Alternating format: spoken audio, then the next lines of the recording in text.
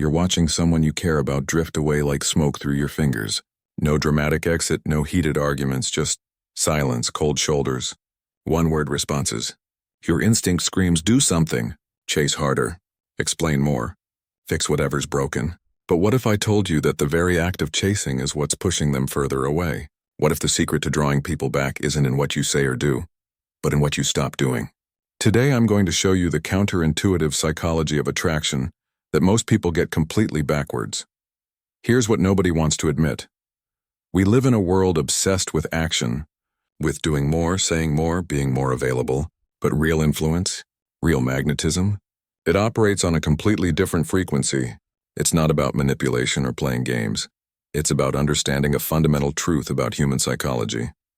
When you're always available, always reaching out, always there, you become invisible, not because you're not valuable, but because people stop appreciating what they can always count on. This isn't about becoming cold or distant. It's about reclaiming something far more powerful. Your presence is a choice, not a guarantee. Let's destroy the biggest myth right now. They're not pulling away because they're confused about their feelings. They're pulling away because they're comfortable with your feelings. Think about it. When was the last time you deeply appreciated something you knew would always be there? Your morning coffee? The air you breathe? Your phone charger? We take guaranteed things for granted. It's human nature. When someone starts taking you for granted, your first instinct is to prove your worth by giving more. More attention, more availability, more reassurance. But here's the psychological twist. The more you give to someone who's already comfortable, the less they value what you're giving. It's like inflation in economics. Flood the market with your attention and its value plummets. The solution isn't to become mean or manipulative. It's to interrupt the pattern. Create space. Let them feel the difference between your presence and your absence. Because comfort is the enemy of appreciation. When they can't predict your next move, suddenly they're paying attention again. Here's a brutal truth. Attraction dies in predictability. Not just romantic attraction, all forms of magnetic pull. Think about your favorite TV show. What keeps you watching?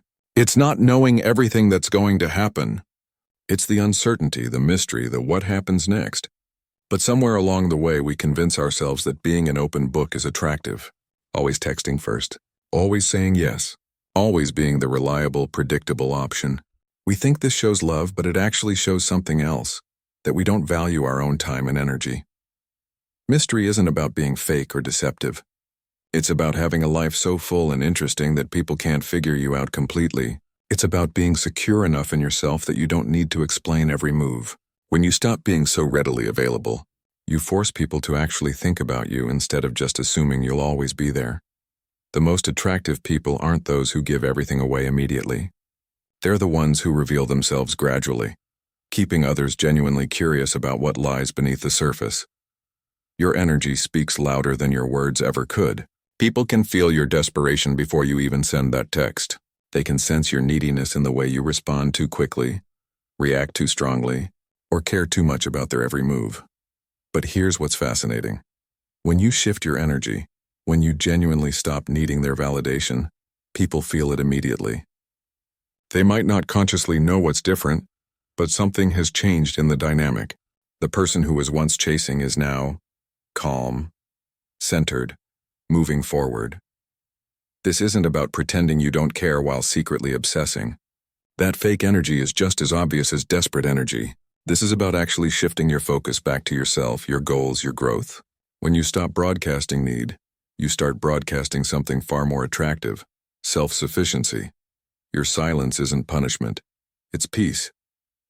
Your absence isn't revenge, it's redirection. And trust me, when someone who used to orbit around them suddenly has their own gravitational pull, they notice. They feel the shift, and they start wondering what changed. This is where most people get it wrong. They think stepping back means sitting by the phone, hoping for a call. That's not stepping back. That's just passive aggression with a different wrapper. Real power comes from using this time to actually level up. While they're comfortable in your absence, you're becoming uncomfortable with who you used to be. You're hitting the gym harder, reading more, building new skills, expanding your social circle, pursuing goals you put on the back burner. You're not doing this to make them jealous. You're doing this because you remembered what it feels like to invest in yourself. The beautiful irony, when you stop trying to get someone back and start trying to get yourself back, you become the kind of person others naturally want to be around. You develop what psychologists call outcome independence, where you're genuinely okay either way. This rebuilding phase isn't about becoming someone else. It's about becoming the best version of who you already are. And when people see that version, when they see someone who took their absence as fuel rather than defeat, that's when they start questioning their decision to leave. Here's the mind-bending truth. They won't come back until you stop needing them to. It's like trying to fall asleep. The harder you try, the more elusive it becomes. The moment you stop caring about the outcome, you change the entire game. Need is repulsive. Not because caring is bad, but because need implies scarcity, desperation, lack of options. When someone feels needed rather than wanted, it triggers their flight response. But when someone feels genuinely chosen, not needed, not chased, but chosen from a place of abundance, that's magnetic. This doesn't happen overnight. You have to heal deep enough that their presence becomes a bonus, not a necessity. You have to build a life so fulfilling that whether they're in it or not, doesn't determine your happiness. And paradoxically, that's often when they start feeling something they haven't felt in a long time, the fear of losing you. But here's the most important part. By the time you reach this level of genuine detachment, their return isn't the victory you thought it would be, because now you're operating from choice, not need. So here's your challenge. For the next 30 days, make every decision as if the person you're hoping will come back. Won't build that business, join that gym, take that trip, have those conversations with new people. Invest in yourself like your future depends on it, because it does. Stop checking their social media. Stop analyzing their last message for hidden meaning. Stop living in the space between who you were and who they might want you to become. Choose yourself. Choose your growth. Choose your peace. If this message resonated with you, here's what I want you to do. Comment "chosen" below. Not for them, but as a commitment to yourself. Because real power isn't about making people come back. It's about becoming someone so centered, so complete, that whether they come or go, you remain unshaken. Your worth isn't determined by who stays or leaves. It's determined by how you show up for yourself when no one else will. Make that choice today.